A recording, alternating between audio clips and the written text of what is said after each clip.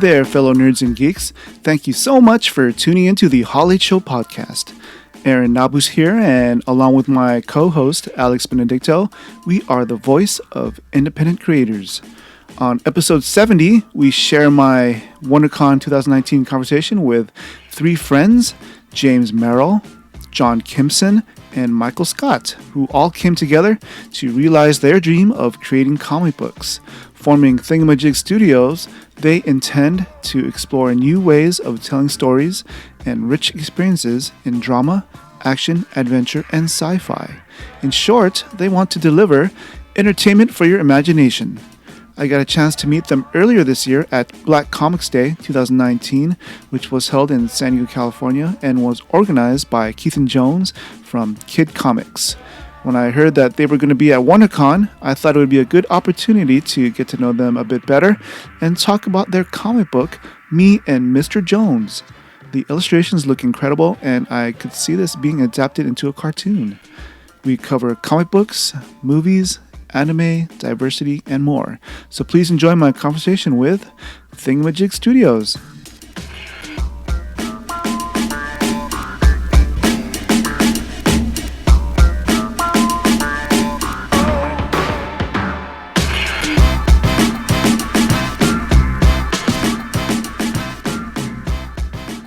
Hey, Hall H Show listeners, welcome back to the podcast. We are at WonderCon 2019, and we are joined by some creatives that I met at Black Comix Day 2019.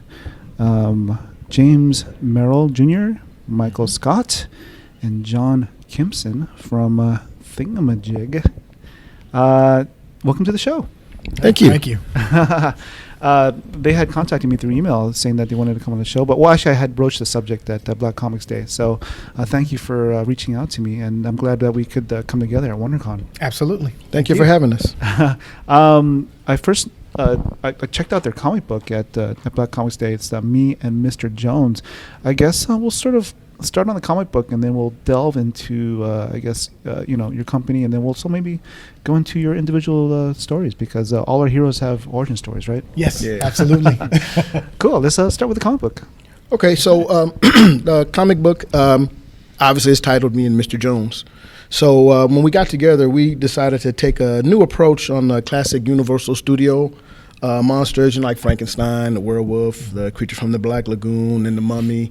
And then we added a little newer flavor, and we added like a chupacabra into the mix to kind of get that Latin flavor to it. So Mr. Jones is a vampire, and he runs a foster home.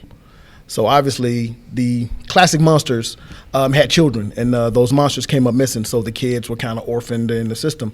So Mr. Jones opened up a foster home for these kids, because obviously being the children of monsters, they can't go to a regular foster home and can't deal with that. So that's what he did. So these kids, they're like tweens, so they have to fit into a world where they don't really fit. They look different. They're different, but they got to try to fit in and act normal. They can't really be who they are. Mm-hmm. Can't be themselves.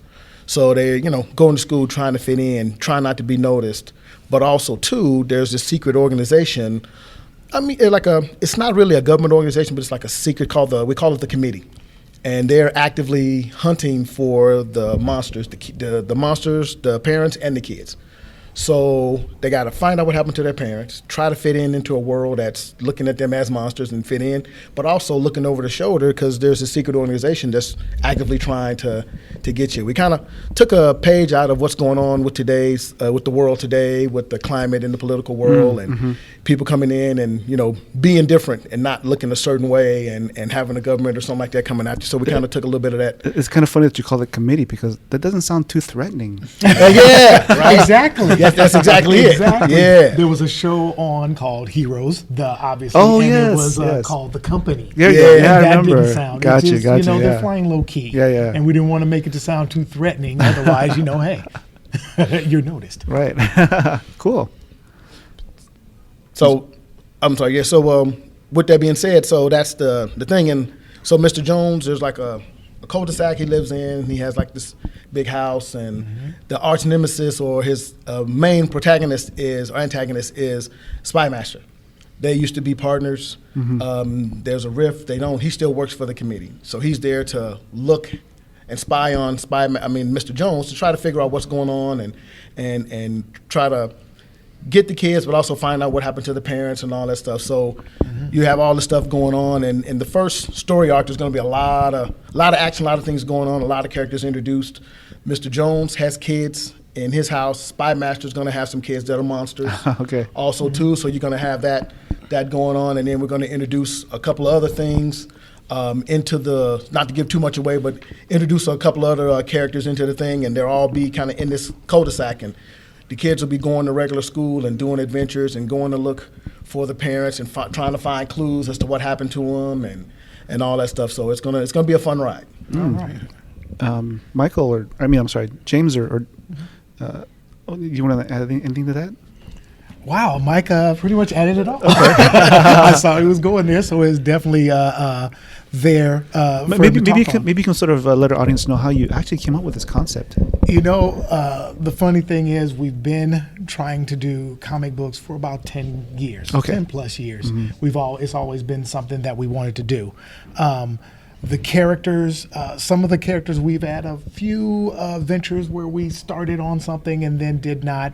This one in particular, we had more of an adult theme to it at first.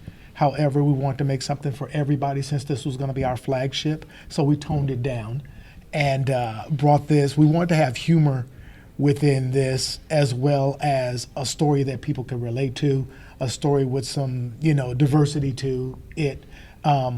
Like our comic book, we're trying to make sure we include diversity into our artwork, our stories. So we have people that are involved that are of different nationalities and all. But coming up with this particular story was something that we kind of joked about. We kind of joked about this character. The character, artistic style-wise, was actually, his outfit is an outfit that Michael Scott originated in one of his class photos. So, and that, we like the style. It's early 70s. Yeah.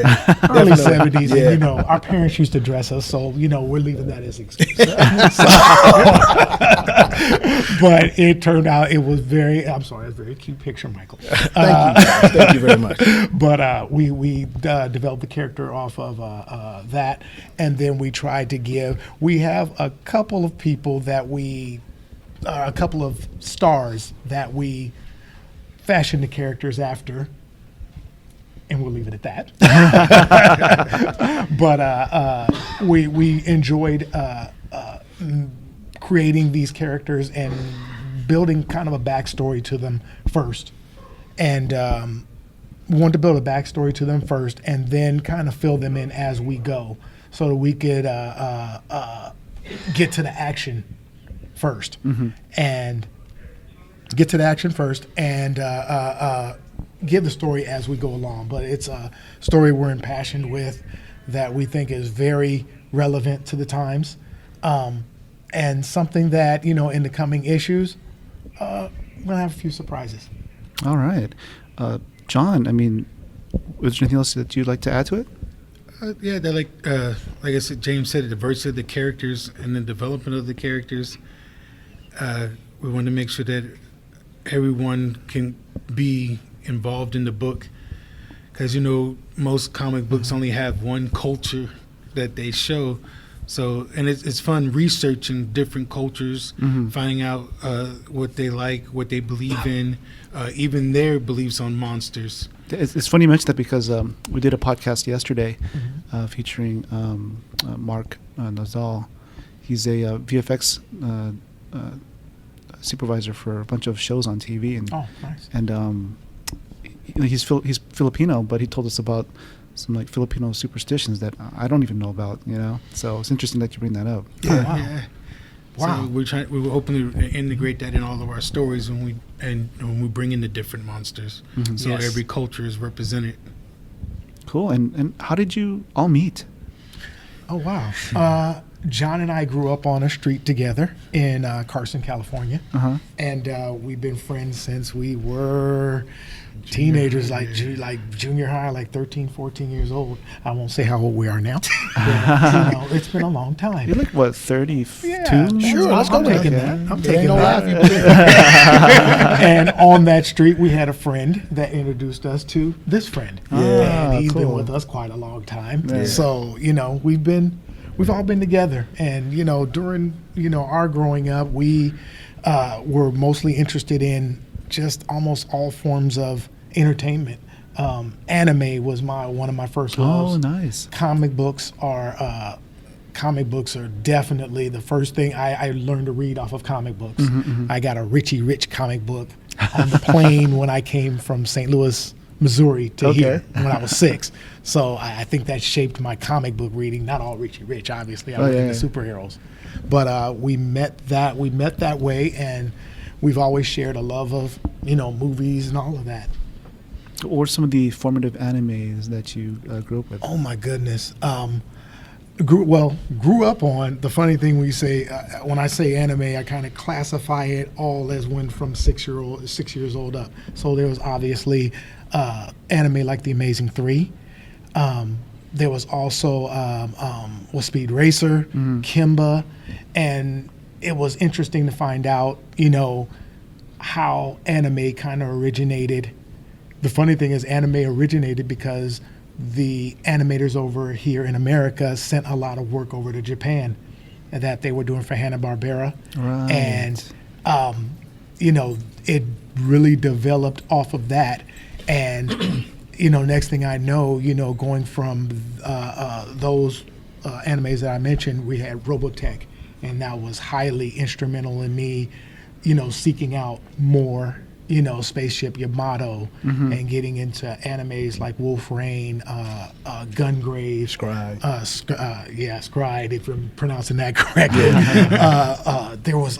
There's a ton. Gundam. Yeah, it seems like everything. It seems like Robotech was a good gateway for a lot of people. What Carl Masek did was groundbreaking, and everybody else. I actually have a friend, David Riddick, that actually worked on that production of Robotech, and he was always one of my inspirations for wow, he's out here doing something. And I really want to follow in that.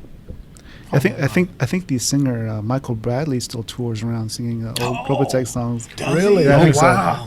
Yeah, it's fun. I'm not from out here. I think all you guys are California guys. I'm from the South, and growing up, Tennessee. Memphis, Tennessee. Go Volunteer State. But we didn't have the access to the stuff that you guys had out here in California. We only had 3 TV shows when I was going. I mean, stations: ABC, CBS, and NBC. Okay. And 2 of them went off the air at midnight. So when we first got Kimba the White Lion and all that, never saw any of that stuff until when we got cable. And then when I saw it, it was called Leo the Lion. They had renamed it and all that stuff. But Robotech was the first thing that I saw as far as animation, like anime goes, and like you said, that blew my mind. So is that sort of what connected you guys together in the beginning? Well, this is a funny story. So it was a mutual friend that we both knew, and he and I were neighbors, and we were talking. He's like, "Oh wow, you like comic books, huh? Yeah. You like Prince? Yeah. I got a buddy of mine that you should meet. You guys would probably get along real well." And that was James, and the rest, as they say, is history. We don't hang out with the other guy as much anymore. But, yeah.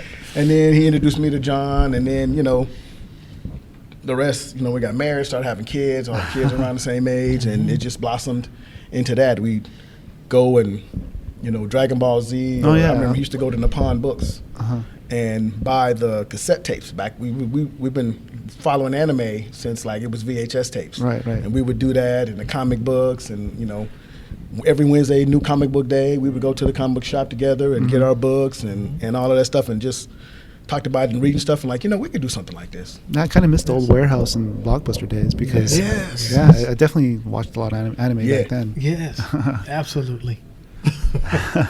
How is do your kids love anime as well, or? You know something? Yeah, I want to say yes. Uh-huh. My son, I used to have him watch it with me all the time, and as he got older, he developed a gaming craze. Okay. So he went from anime to gaming craze, and every now and then he'll shock me and, hey, Dad, I watched this, or hey, Dad, I've seen. Like there's a lot more available now. Yeah. When we were kids, we had to run around and try to find it. Now they've got their phones. You can access Stream Netflix everything. and stream anything. So he'll tell me some shows to watch. Mm-hmm. But we actually had our kids. I remember our kids. We used to have them in the back singing anime opening songs. My youngest son loved Mobile Suit Gundam. MS-8, I think it was. MS-8. MS-8. Yes, He loved MS-8. that soundtrack. So I had James do it on a CD and put it on a loop. So every night when he would go to sleep, he would listen. Oh, wow. To that. Yeah, he's 21 now, but he still watches. Does he still do that?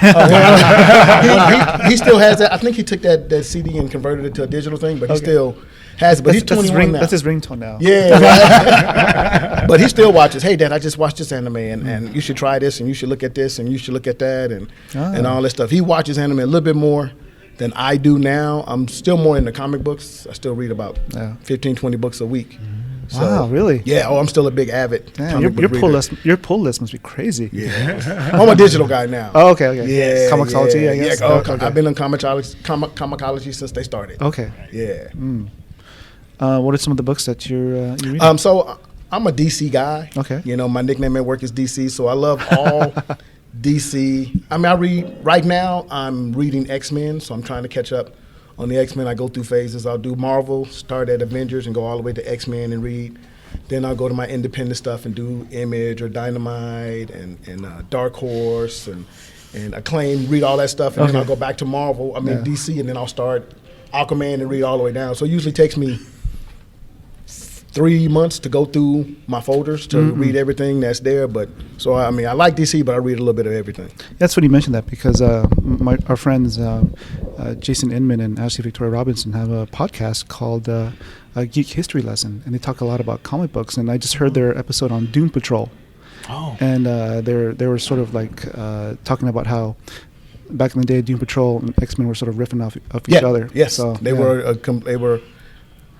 Doom Patrol came after the X-Men, and you can literally see the comparison. Yeah.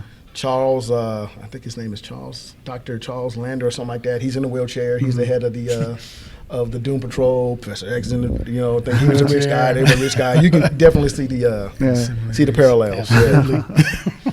So let's sort of go into how you took your friendship from childhood and your appreciation for comic books and I guess anime, and how did it coalesce into actually making a book and sort of, I guess, forming a company?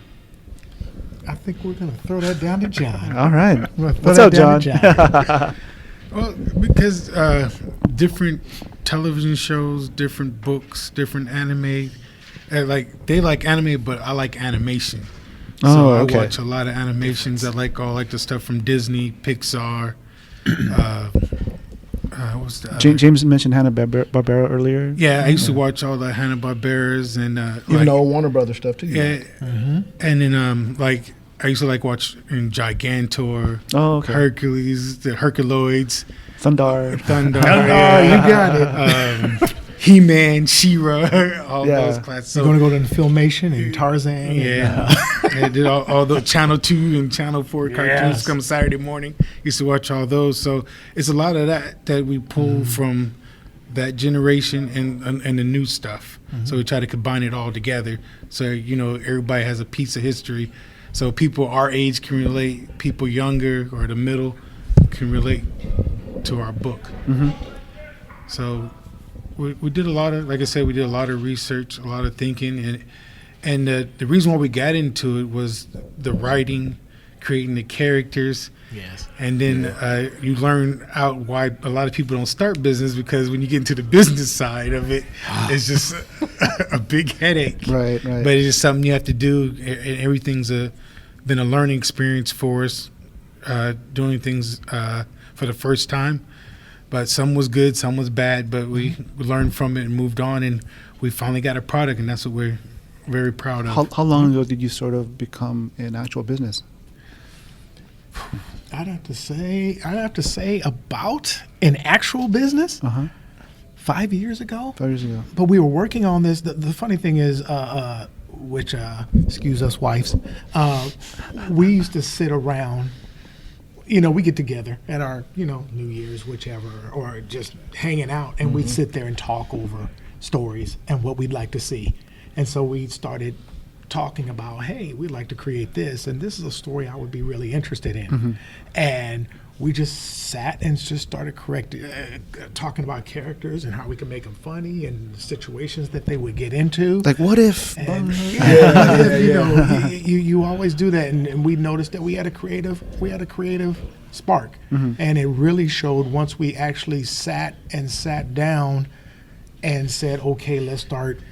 We're going to a meeting and let's sit down and start developing a story. And we found that we liked it. It went on for hours. Wives are calling, texting, hey, when you coming home? Stuff like that. But, we spent a lot of time together, and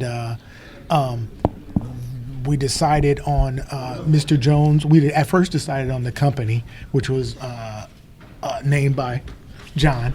Down here, John came up with Thing-a-majig, and which is very interesting name.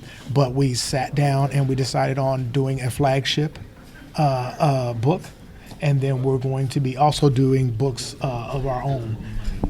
Individual projects. Yeah, mutual projects. Although we're having so much fun on this right now, it's in the forefront of everything. Everybody's kind of put our own projects to the side to work on our flagship book of me and Mr. Jones. So, like he said, it's been, you get into business, and then, we took it seriously, and we started trying to get the legal stuff done. And the legal stuff actually took us away from getting the actual creativity side of it. Sort of like trademarking and all that stuff. Trademarking and LLC and everything. Everybody is very helpful when they're telling us things that we need to do. Some of it probably could have been put to the side. However, we went along this, and so now, hey, we're out here, we're enjoying it. We're getting the stories done, and we're excited to be out here. And we just came out October 27th, which was we thought was apt because it's about monsters, and that's Halloween. there around Close to Halloween. around Halloween. So we said, let's go on and come out. And so now we're out, we're ready, and we're currently working on our second and third books. Oh, sweet. Look forward to reading those. Hey, one thing, if you look at the front cover, we did a play on Purple Rain. Kind of from okay. I see it now. Yeah. Wow. Yeah. That's cool. Really like that. Yeah. I'm a Prince fan. Okay. I am the Prince fan. Do you have a favorite song? Oh, from Prince? Oh, I guess that's hard because, No, for me, it's obscure. It's mountains. I like mountains. Yeah. Really? Okay. Believe it or not, because that's just not a song that's played a lot. And if you want true artistry, I'd have to say mountains. It's the long version, by the way. It has a lot. It has a lot of instruments in it and a lot of imaginative things that gets my mind going. Prince was just on another level. Yeah, yes, he was. He really was. Boy, I'm telling you, I can't say enough. Prince is. Don't get me wrong. But did he really make pancakes? I mean, yes, he made. Okay, that's the story I want to believe. They said he was a good, and you ain't gonna change it. I'm not changing that story. He can play basketball, all of that. Pancakes. I just want to say, I know for me, like you said, we got into the business part. The creativity part, when we're together writing a story, that is what I absolutely love. We feeding off each other, coming up with ideas, bouncing stuff around, and all of that. That is what drives me when we have to deal with, because then when you run a company and you have licensing and taxes and all these things, you have to deal with that kind of stuff. When we get together and we're writing and creating, that makes the business side of it, at least for me, okay, because I know to do this, we got to do that other stuff. So it's like that, bearable. That driving force. Because we have a whole universe we're getting ready we're launching and creating here, and right. Okay, we'll talk a little bit more about the creative part, but I mean, obviously there's three of you here. How do you divide up the business responsibilities? Oh, wow. The business responsibilities go, I won't say it always goes in thirds, but we're working on that. We have the three of us. Also, our sons help us a lot with getting things done. Cameron and Thomas are instrumental in helping us. Well, they're giving us business advice, and it's always good to see that these kids that we used to hold their hand across the street are now holding our hands talking to the government. So, that's absolutely fun. That part of it is fun. We divvy a little bit up to them, take their advice, and then mostly we have everybody reporting back to us, and we try to take a little bit. Try to take a little bit at a time, because sometimes taxes, sometimes LLCs and things like that kind of get a little murky, and I want to talk about the comic book. I don't want to talk about what product I need to do this and all that. So I guess sort of like discovering what people's strengths are and sort of delegating along. Definitely delegating. We have if we want to do things such as T-shirts or any merchandising and anything like that. John has been involved in a lot of that. We get on the phone. I think everybody kind of takes something when we do just straight meetings. We try to divvy up, hey, Mike, you'll take this, hey, and you'll take banners, you'll take marketing, you'll take shirts or whichever. So we just kind of split it up, and everybody just does what they can. Yeah. I don't think there's no one set like this is your job, person. That's your job. Right. We kind of put it together, or hey, we need this done. Okay, I'll do it. And then sometimes if you do a good job, that might actually become your job. If you do it real well, like, hey, you've been doing a good job. You got to wear many hats. Go ahead. Okay. Yes, many hats. So, you'll take it on. I mean, one of the things we understand and know is, because this is a business, but we're friends first, that, you have to learn how to check your ego and all that stuff at the door. There may be, hey, you feel strongly about something going this way, but you look at the big picture, and is it worth making a big stink about this and that? Or we always have this rule, the majority rules. If two go with one thing and the other one don't, then we're going to go with whatever the majority is. Sometimes it goes my way, sometimes it goes James' way, sometimes it goes John's way, but in it all, it's non-personal, okay? Right. And you just move on and go to the next thing. One thing I've noticed is that, when they say that business and friendship shouldn't mix, but I think it's the friends that have been friends for such a long time, it can actually work. Yes. Yeah. It can. Only thing I got to say to that is there used to be 4. Oh. Now there are 3. That's the 10 years. But you're absolutely right, because I think with that lesson, we decided to put, we're friends. We're coming up with something. We all have good intentions. Yeah. And we cemented things legally as partners. We call ourselves CEO partners. At first it used to be, you're the CEO of this, you're the CEO of that. No, we're CEO partners. We handle it all together. And so, we work well together, and there's no attitude or egos or any of that. And that's how we're determined to keep it, and it will go. Yeah, I was sort of wondering how you worked. I'm sorry. And I want to add to that, the number one thing that we all decide on too, if it did come in, between our friendship, or we give the business because it's not worth our friendship. That's right. We did. That's awesome. You don't hear that a lot these days. Yeah. Have to be true. Business come and go, but friends are hard to find. Yeah. Yeah. I mean, only have one life, so they say. Absolutely. I guess we can shift the conversation back to the creative aspects of Thing-a-majig. You want to maybe talk about? I know that me and Mr. Jones is your flagship, but you want to go into your individual projects? Okay. Go ahead, Mike. You can go first. I have my individual project that I'll be coming out with. It's called Buffalo Squad. It's kind of patterned after back during the cavalry days when they had the Buffalo Soldiers. Yeah. So it's this covert team that's comprised of African Americans. And it's almost like a Mission Impossible kind of thing. If you get caught, they disavow anything you do. My tagline is, right now, your country is doing the things they tell you only other countries do. So when America says we don't torture, we don't do this, we don't do that, when you want something like that done, these are guys you call. And if you get caught, then we don't know that you did it. We'll hang you out to dry. Yeah, you'll be disavowed. Total Black Ops, right? Yeah, total Black Ops.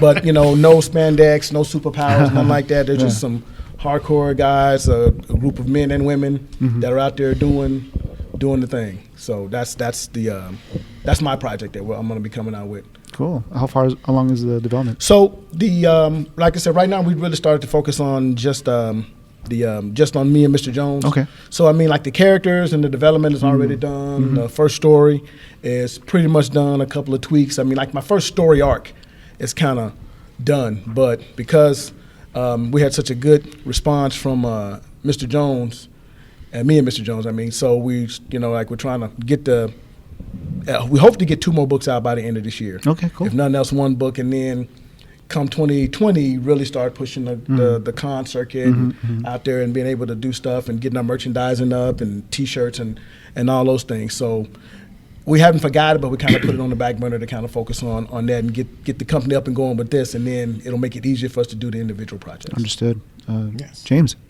My project, that's exactly what it is. My project is called The Rage Project. It is based basically on the premise that we said that, through history, there's been supposition that aliens came down to help the early Egyptians create and do things in society. So what I did was, my take on it was that they did come down, and what society would be like across the planet. I didn't necessarily want to say that it's Earth. I want to put it somewhere else, and that's a common theme in anime. You got gangster stories in anime that are not on Earth, right? Which I think is hilarious. But I wanted to go ahead and show a society and how they're affected by different things when, on several points of the Earth, these aliens land and help the different cultures so that they can come together and share with each other. And the kick side of that is what is the punchline? What is the ulterior motive behind aliens coming down? Was it selfless or selfish? And like to serve man or something? Oh, it's not good. I love that. I love that Twilight Zone.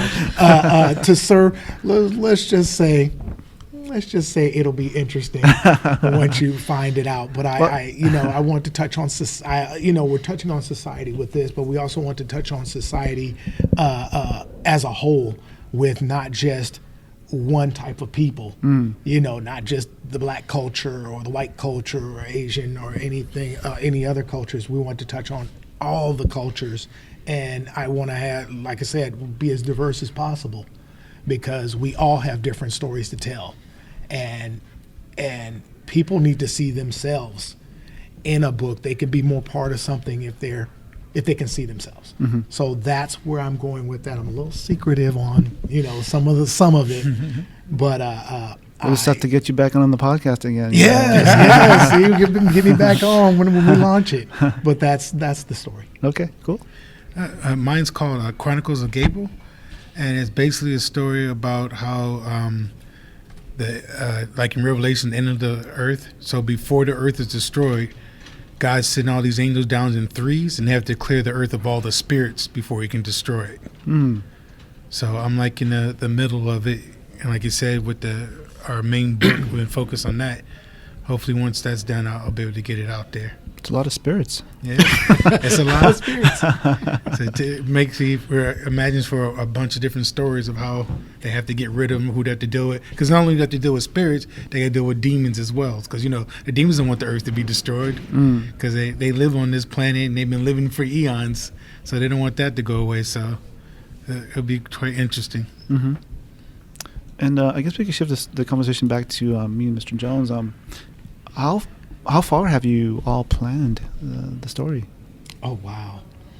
The funny thing about that is we had planned this far out, and very far out, and then we figured out, hey, we should have been recording this the whole time, because we mapped out a lot, and we went this way, that way, with all our characters. We're going to be introducing a group of young ladies called the Sirens, and that's going to transform into a nation. And it was like I said, very funny because we were just, we can do this, we can do that, and then we had to actually put on a recorder and record it again so that we remembered it. But we've mapped out where we want the kids to go to school, how we want their interactions with the other kids to be, what the committees, what the committee will actually have to abide by in order to still be a threat and still follow our kids, and what actually, Mr. Jones and Spy Master will have to do in order to keep their kids, and what will be the ultimate goal, and literally where will they end up. So I think we kind of talked about, almost like Marvel has phases, we kind of talked about like arcs, like, okay, by this benchmark in this vast story, where do we need to be from here to there, from the beginning to the end? We know where we're starting. We know where we want to have them end up. This is going to happen at the end of the book, or at the end of the story or the series. So we have it, cliffhanger. We have it broken down to like almost arcs or benchmarks. Okay, when we get to this point, we need this stuff to be happening. We need them to be here because by this. So all I can say is by the end, enemies may be friends, friends may be enemies. Allegiances will change, switch around because, like we said, you have this entirely involved universe. I always joke and call us the Trinity of Thing-a-majig. We're creating a universe here. That's what we're doing. So in that, we have these things. So we have certain benchmarks we got to hit by this. We want to have this doing, and this is going to happen, and that's going to happen. So we have all that mapped out. It's just how we get in there is the fun part of the creative part. Absolutely.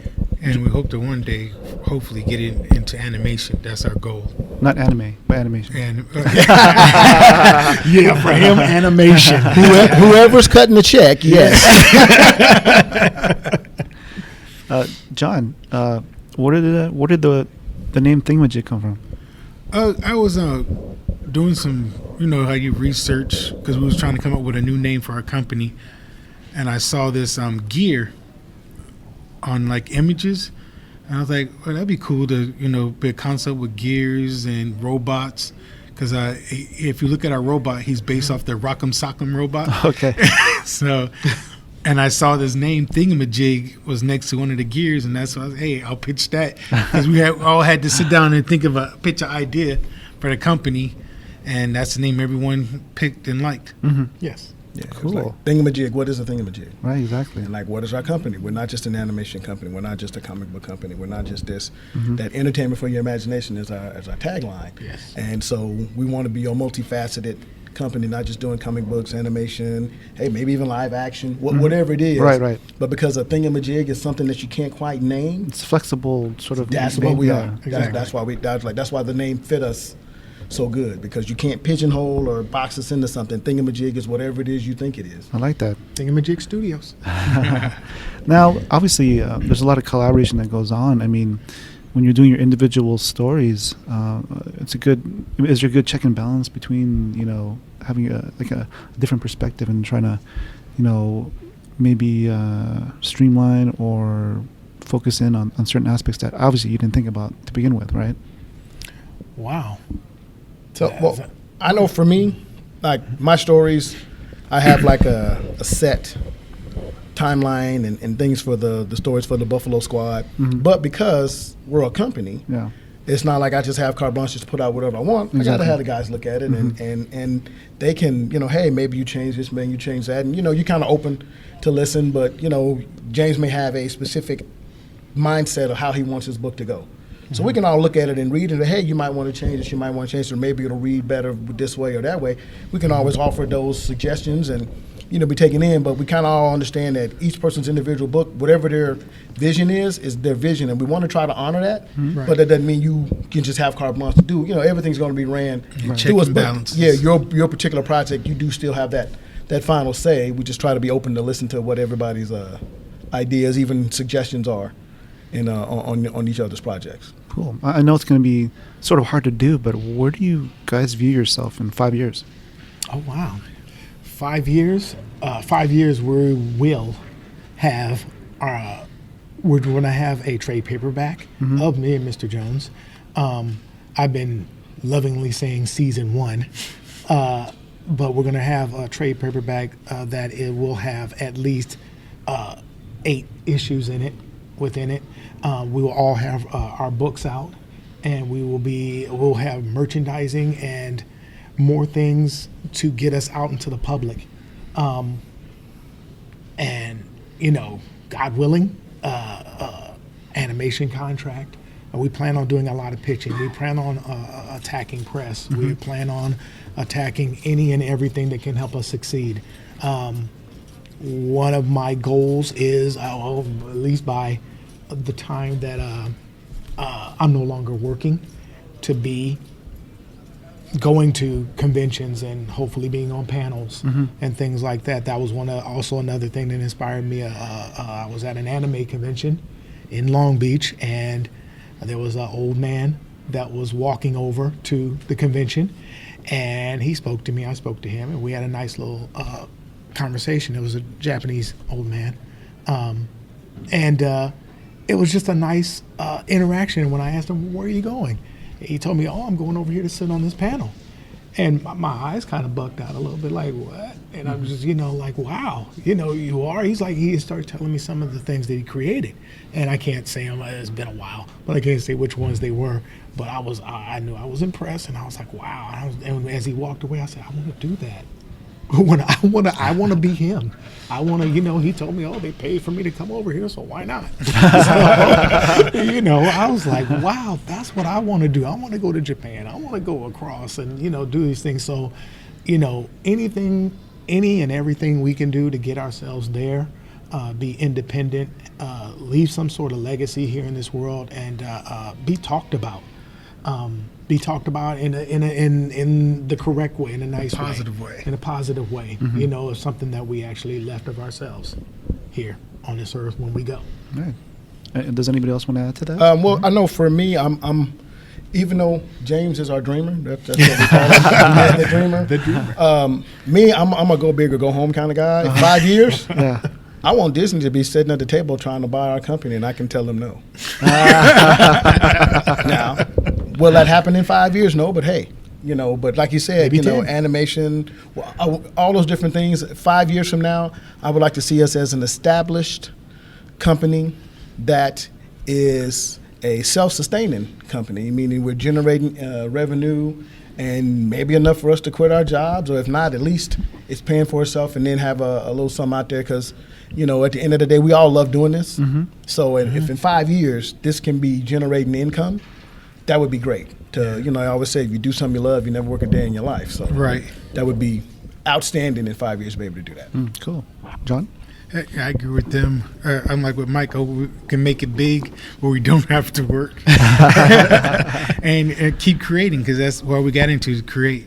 I feel you, because I work my 9 to 5, and I love talking to creators and giving the spotlight to independent creators such as yourself, and there's other creative projects that I want to do, and it would be awesome to just do that for for a living. But absolutely. One day, right? Yeah, one day. One day. We met at Black Comix Day. I'm curious how you found out about it.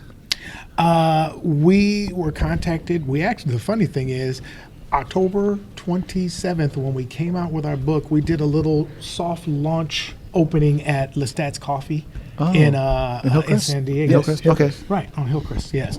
And so as we were doing that, a friend of mine, a friend of ours called, his name is Jerry Dunham Jr., he was also at Black Comix Day, but he told me, he said, hey, they're having, Black Comix Day down here, you might want to come down. And, you've been doing a lot of work down here, because our artist is Rodrigo Gonzalez, Rodgon, the artist. Thank you, Rodgon, the artist, who is local to San Diego. So we made many trips down to art and collaborate and all that. But getting back to Jerry told me about Black Comix Day, and basically kind of introduced me to Keithan. Okay. And I contacted him and paid my fee and talked with him a little bit and let him know a little bit about my company, and he okayed us to be in. Awesome. So that's how we wound up at Black Comix, which was very important. And really, I got to say on that, we really had a great time there. Yes, real great time. We will be back next year.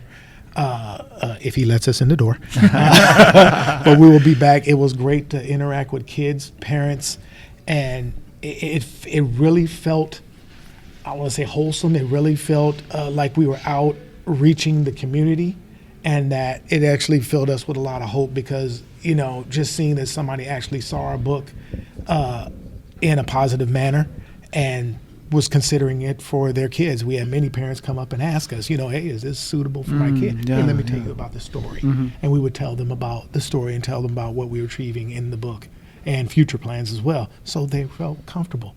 And we really liked, seeing that. And we saw a couple people down here at WonderCon that did read our book, and they loved it. Yeah, that's and we were incredible. excited about that. Congratulations. Thank you. Yeah. Black Comix Day had a really great turnout. I was happy that it continued its momentum from the previous year. Yes. Yeah. Good. It's coming next year. Yeah. We may need to change venues. Absolutely. Get a large venue. That'd be a great venue. Yeah. That's right. Didn't San Diego Comic-Con started in It a library? Yeah, it started in was it library? I know it was a That's hotel. hotel lobby. my fault. Hotel lobby. Hotel lobby. Yeah, Okay. hotel lobby. Started there. So hey, And look at it now. Yeah, exactly. Biggest thing on the Yeah, one of the founders was a teenager when they did it. oh wow, Mike Towery. wow. Yeah. I guess we'll sort of pause and we'll do a quick thunder round, just sort of our off the beaten path set of questions. Okay. If a Mount Rushmore of comic book creators was built, what 4 people would you put on there? I guess we'll start with Michael. Oh, Stan Lee, Uh-huh. Jack Kirby, Chris Claremont, and George Perez. Okay. Oh wow. Stan Lee's going to be up there at all times, Right. So that's going to be that's probably going to be common to all of us. So I would start with Stan Lee. I would have to say Jim Lee, John Byrne, and Todd McFarlane. Oh wow, that's interesting. Because Todd McFarlane, when you look at everything that Todd McFarlane did, it was amazing. It was, what that he battled this Goliath. I can't even say Goliath, Gigantor, of a company, and came out on top. I mean, and then with that, I think I'd have to extend out Mount Rushmore to. We might have to have a valley because Yeah. I guess we'll do the Konoha Hokage. we can build that as many. We can build that big because I'd have to throw Michael Davis and Dennis Cowan on for their contributions. I mean, there's for Milestone. Yeah. I mean, there's people out there that got things together that move things forward, and I'd have to say McFarlane, Leafield, and Milestone. I'd have to involve all of them in that. If it can't be their faces, there'll be an M, and an image, and a milestone. On the top, put their faces on there. There you go, on their tie, or something like that. But yeah, that would be my Mount Rushmore. Yeah, see, that don't leave me because Who's left? I don't think that you got to pick somebody different. He just asked. No, different. I'm just saying, because I like the same one James, especially like McFarlane, because like you said, he went against it and he succeeded, and you don't see that now. It was like there's no one really fighting against those big companies anymore. It's just the independent guys out there trying to get a piece from them, but not really compete with them. It's funny because Jim Lee, he joined the big group. He did. Yeah, he joined. He did. He sold his company to DC. Right, Wildstorm. Yeah. Yeah. And now right. he's the editor in chief of DC. Yeah. That's right. Then we wouldn't have everything we have. We got Walking Dead now, and that's all because of Image. Yeah, Right. And that's and McFarlane is still Image. Him and Rob Liefeld. I mean, not Rob Liefeld. Eric Larson are the two guys that's still doing. Yeah, they still got their imprints there. Yeah. Yeah. Yes. I guess the next question would be, if you were, I don't know if you all sing karaoke. I In the shower. see it in the shower or in my car. Yeah. If you were at a karaoke joint and you happen to be the last person that they allow to go up, you're closing down the place. What song do you sing? Bohemian Rhapsody. For you, Bohemian Rhapsody. Yeah. Prince, Kiss. Oh, that's a good one. Yeah. Mine would be Prince. Why you want to treat me so bad? Oh God. Are you sad? I know. I love the guitar on that song. That is. If you could have dinner with anybody dead or alive, who would it be, and where would you take that person? Michael? For me, it would be Jack Kirby. I would probably take him to maybe a Lawry's, like a steak house. Yeah. Because he seems like, especially back in that day, those guys, that's what they did. They smoked cigars and cigarettes. The wives drank while they were pregnant. And they went and had steak. Yeah. So that would be he would be the guy. Because to me, he's one of the most underrated comic book creators out there. Definitely. He was not somebody that did a lot of talking. Him and Stan did a bunch of stuff, and some even say that he did more than Stan, but he just didn't put himself out there. At the very least, when they say, created by, he should be there. Yeah. Definitely. Absolutely. James? Wow. You said alive or dead, and they have to be famous? It could be anybody you want. Anybody I want, I'd want to see my dad again. I'd want to see my dad again. I know I'll see him soon. Hopefully not too soon. Or not too soon. But I know I'll see him. And just to let him see who I've become, what I've become, and the why. I think we all want our dads to be proud of us. And these were things, my dad didn't necessarily, he didn't like Prince. And then obviously I read comic books too much. And I just like for him to see that it was all okay. And it all went well. And where would I take him? Home so that I could cook for him. And that's one thing, hey. What was his favorite meal? What was his favorite meal? Believe it or not, soul food. Let's just say soul food because I don't want to gross anybody out. He liked pig's feet. So nothing wrong with pig's feet. I guess I wouldn't be cooking for him. I do it for him because I used to eat pig's feet. There you go. Being a Southern boy. Oh my goodness. And mine, it would be Prince, and I would take him to my mom's house. For pancakes. I'm joking. Anything he wants. Just to pick his brain for where he come with the ideas, how he did his music, his growing up, what influenced him. I think it'd be a cool person to sit down and talk to. Cool. Sometimes I ask people what they would do with $1 million, but I'm going to flip it a little bit and say, what would you do with $100 if I gave it to you? Right now? $100? Yeah. Well, we're here at WonderCon, and there's a really large floor over there with a bunch of stuff. So I'm going to guess me and $100 would probably end up over there. If you gave it to me right now. Okay. Are you giving it to me right now? For me, I'll give you 100 lira. That's probably like $10. You can always get it. Invest it. Right now, we are looking to make moves and grooves and build things up. Right. So if it was $1 million, $10, whatever, we're looking to invest and improve our brand, improve things that we've got going on. See, I want to change my answer to his. Yeah. That's what we got to do. Invest on us. Invest in us. Because we need to restock our supplies from the last show we did. So that's what I would do with my 100. Yeah, Black Comix Day was very successful. Cool. That's good to hear. I guess my last question would be, if you encountered an alien from another galaxy, and obviously you're too busy working on your comic book, right? So you can't babysit them. What 3 movies would you sort of entertain him with, or her, whatever the alien is? Michael. What 3 movies?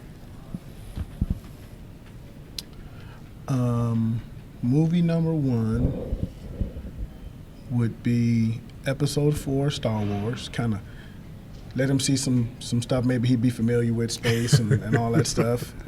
Then the second movie would be second movie. That's wow, you stumped me. I'm usually pretty good at coming up with stuff. First movie, Star Wars. Second movie, probably The Godfather. And then the third movie would be something that was, to me, that was just like a funny Yeah, we need a comedy in there. movie. Coming to Maybe America? I don't 48 know. Hours Okay, yeah. or something like that. Like a original one of those older Eddie Murphy movies Yeah. that was really fun. Harlem Nights. Home Nights. Yeah. Oh, nice is a good movie. I like that movie. So that's all yours? Oh, that's all yours? Okay. Let me see. If an alien came down, I wouldn't send him to all movies. He'd have to watch a television show Okay. or two. All right. For comedy, I'd have to say Frasier. Oh, that's a good one. Because I love that. To me, it's funnier than Cheers. But to show them how Earth people can be pretentious. Mike already took care of the space and all of that. I would want to show them some anime, so I would probably show them something they can understand. I would say Gungrave. I almost said Neon Genesis Evangelion. That's pretty convoluted. Yeah, that has its moments, but it's a great show. Yeah. Or Lane, which I still am trying to figure that out every time I watch it. But I think the last movie I would send them to is Rocky. Any of the Rockies, probably Rocky. No, not Rocky 4. Please Rocky don't. 3. Rocky 3. Yeah, okay. They might blow us up if they see Rocky 3. You know. Next time, well, since you brought up Rocky 4, next time you see Keithan, you should talk to him about Rocky 4. Oh, or something going on. Well, they with had Rocky 4? they had a question, him and Bobby Rubio at one Uh-huh. Comic-Con. It was like which do you like it or you don't like it or something like that. So they had a little thing going on about it. Oh, okay. John. And mine would be Close Encounters of the Third Kind, Uh-huh. When Harry Met Sally, and Benjamin Button. Wow. Reverse aging. I haven't heard those yet on the podcast. Benjamin, can I ask you? Let me ask you a question. What made you pick Benjamin Button? Because it shows how humans dealt with certain things, like with aging and dying, so they don't get a full picture how our life is so short on this earth and so precious. So that movie felt that way to me. He couldn't be around his daughter because he was, couldn't explain his aging. Wow, very interesting. It's good, really good. really awesome choices. All right, let's go back to you guys. Okay. I know the diversity is important to all of you, and you sort of touched on it earlier. What does diversity mean to you, to each of you? Well, I can go first with that I'm one. going to let John go first. Yeah, diversity to me is what we see every day in life. When I walk out that door, I see all races. I don't walk through a whole sea of one race. I walk through every race, and that's my message. Want to be that we're all human. If we can just see ourselves as human instead of separating ourselves, then I think the world will be more better than what it is now, because we don't see ourselves as human. We see ourselves as, well, he's Latino, he's Asian, he's black, his culture. But it's funny, we eat each other's food, but we can't sit down and be peaceful to each other. That's something I could never understand about our planet. Very true. And food is supposed to be the icebreaker Right. of a lot of situations. But That's why I call it the melting pot. exactly, diversity has meant a lot of things for me, especially growing up here in Southern California, because this is more of a melting pot than most states. So you get to see a lot more, and you get to encounter a lot more and see more culture. And I used to work in Orange County, and at Christmas time there was 4 corners of a street that had 4 different types or 4 different cultures Christmas decorations. There was a Jewish corner, and of course it wasn't Christmas decorations. It was what they wanted to put up. Hanukkah. Exactly. Christmaka. It was Catholic and Christian and Baptist, and for a while I used to crack up. Just I'd take pictures just on these corners at Christmas time, just to see what the differences were. But for me, when I as John says, when we walk out the door, I just see people. Yes. I don't necessarily see races. Everybody, you have so many different races that have so many different types of people. You just see types of people, not necessarily race. But it's very important to inspire and show people that their race can be successful, especially if that race is not one of the dominating races. I often think that when I watch TV, we majority only see black and white culture, and as proven with Crazy Rich Asians and a few other movies that have been out there, there is lots to be, seen. There's comedians, that have stepped up out of different cultures that have, brought things to everyday life. So for me, diversity is sending a message to our young that they are important, no matter who and what race they are, that's important, and that you too can move along in this world and succeed. Michael, is there anything you want to add to that? Well, for me, diversity, kind of coined from the word university, is like the study of what's different. I have a different take on it. People are like, oh, don't see colors. I don't mind you seeing color. I'm a black man. I don't mind you seeing that. That's who I am. The color of my skin has dictated and had a huge effect on my life, how I've interacted with people, how people interact with me. For me, it's just don't judge me for it. Get to know me. So don't just see the black. You can see the black man because that's who I am. I can see the Filipino man because that's who you are. Being a Filipino, that culture has shaped who you are. But I'm not going to judge you based on you being a Filipino person or a black person. I'm going to get to know you because I'm a firm believer an a-hole is an a-hole. It don't matter what color you are. Right. I've come across all different ones, and that coincides. A good person is a good person. I don't care if you pray to God, Allah, or if that bench over there is your whatever. Okay. As long as you try to leave the planet in a little better shape than it was when you got here, I think you're doing the right thing. And that's my motto. That's my mindset. I'm more concerned about what you do than who you pray to. It doesn't matter to me. But we can sit here and have a conversation, break bread, and talk. And we can even agree to disagree. Okay, I don't necessarily follow that, but that's okay. I'm okay with that. That's what diversity is. It's just not judging a person for being different, accepting them for being different. Awesome. I guess we can start closing out the show, but before we do that, I'd like to do a round called superhero shout-outs. Is there anybody out there or a group of people that you want to say thanks to? Wow. Yeah. I think we getting into the business, we needed help. A lot of people are not necessarily helpful, but there were a lot of people that were kind of instrumental in giving us help. And I definitely like to first give a shout out to my wife, Sheila Merrill, who helped me believe in myself and supported me in getting started. I'll let these gentlemen thank their wives, but also we'd also like to thank Jerry Denham Jr., Rodrigo Gonzalez, I tell you what, I'll let the other gentlemen. I got a couple that I would say, but yeah, don't know. Yeah, like our family, and I would like to thank Michael Davis, because we learned a lot from going to the Black panels. He had a lot of guests. We even went to dinner with him and met some people. What was the guy that did Black Panther? No, you said he did Wolverine? Oh, that was Lin Wein. Yeah, we got to meet and Don him. McGregor, who was a huge contributor to Black Panther.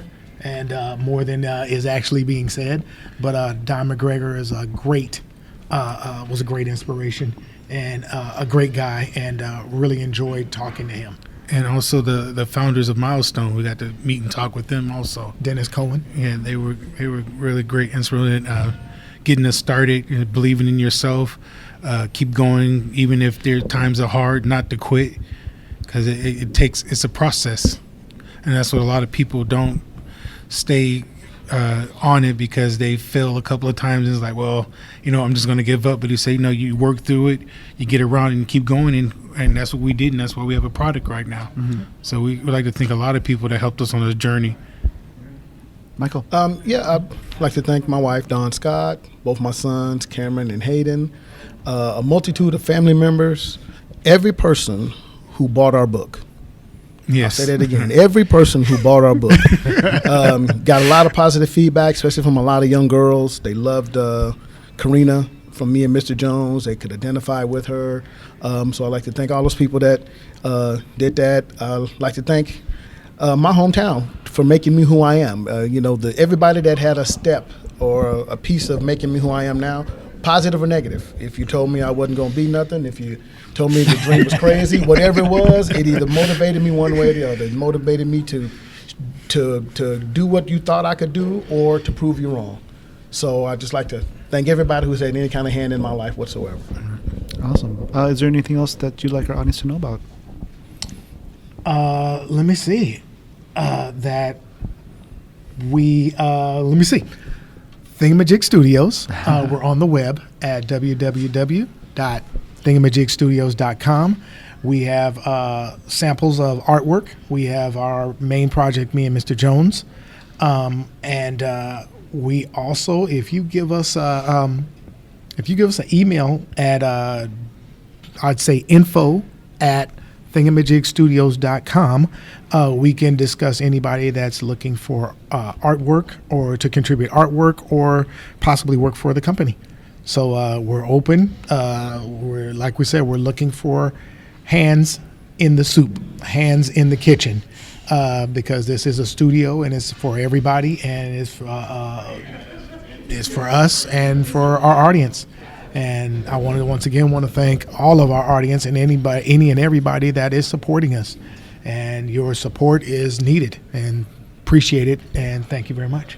I just want to say, like us on Facebook, Twitter, Instagram. Rod Gunn, the artist, at Instagram. He's a great artist. Wish he could have been here. MySpace? No MySpace. No, I still have my MySpace account. Do you? Yes, I still don't even know how to access but it. yeah, so just like you said, we have our website.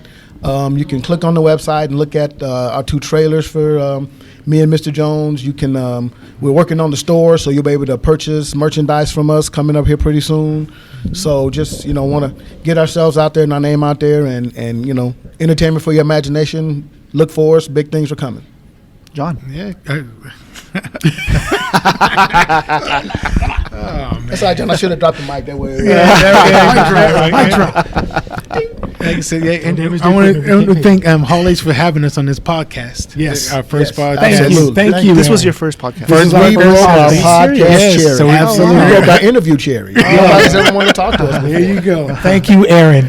We thank you What? Wow. most of all. So when Appreciate we're it. big Thank and you. huge, just know you're going to be, when they, like, hey, we need to get that exclusive interview, it's only going to be Hall H, bro. Just you. That's it. I want Hall you to know. H show. Hall But it's been fun having you on and getting to know you. Oh, thank you. I look forward to our next conversation, and I guess we'll see you guys at Black Comix Day, if not sooner.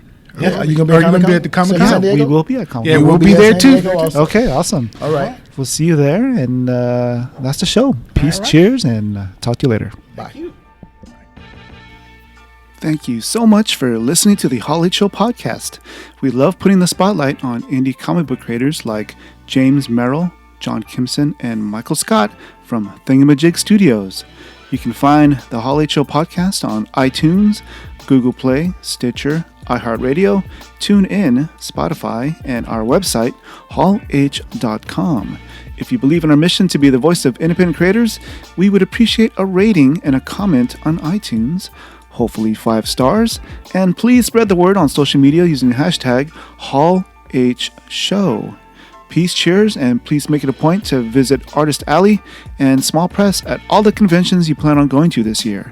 Speaking of conventions, I will be on the Heroes at the Mic Pop Culture Podcasting Panel at San Diego Comic-Con 2019. It will take place at 4 p.m. on Friday, July 19th at the Neil Morgan Auditorium at the San Diego Central Library, which is a short walk from the convention center. So, hope to see some of you there.